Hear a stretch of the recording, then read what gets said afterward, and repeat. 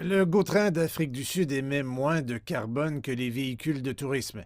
Il évite à ceux qui font la navette d'avoir à parcourir des itinéraires trop congestionnés entre Pretoria, Johannesburg et l'aéroport. Il a maintenant de grandes ambitions pour devenir plus propre et plus vert. Nous suivons un processus avec la Banque de développement d'Afrique du Sud en collaboration avec toutes les obligations vertes émises en Europe pour pouvoir financer une partie finale complète de l'étude.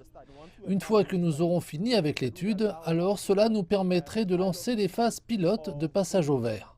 Les pénuries d'électricité persistantes ont renforcé le dossier. En tant que service essentiel, le GO-Train est exempt de coupures d'électricité. Mais certaines de ces stations ne sont pas pleinement opérationnelles pendant les coupures de courant par rotation. Nos services de base, y compris le service de train lui-même et notre système de gestion de tunnels. Ainsi, cette partie du système resterait toujours allumée, mais pas les escaliers mécaniques eux-mêmes. Dans certaines stations, ils ne sont pas connectés à l'alimentation de secours. Midrand est l'une des nombreuses stations construites sur de vastes étendues de terrain. Son vaste parking et son dépôt de bus pourraient également servir de base solaire. On peut remplacer les revêtements des parkings par des panneaux solaires, mais il faut regarder une chose secondaire.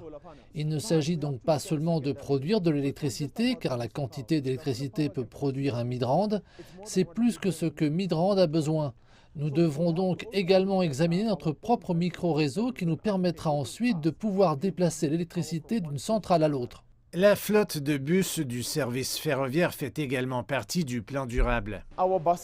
Nos bus sont en voie pour pouvoir aller vers la mobilité verte et nous pouvons facilement changer les moteurs diesel qui s'y trouvent en un hybride et aussi en un système entièrement alimenté par batterie électrique.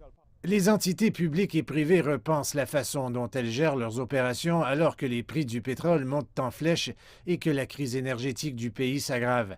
L'énergie renouvelable semble être une solution viable alors que l'Afrique du Sud construit une économie verte pour lutter contre le changement climatique.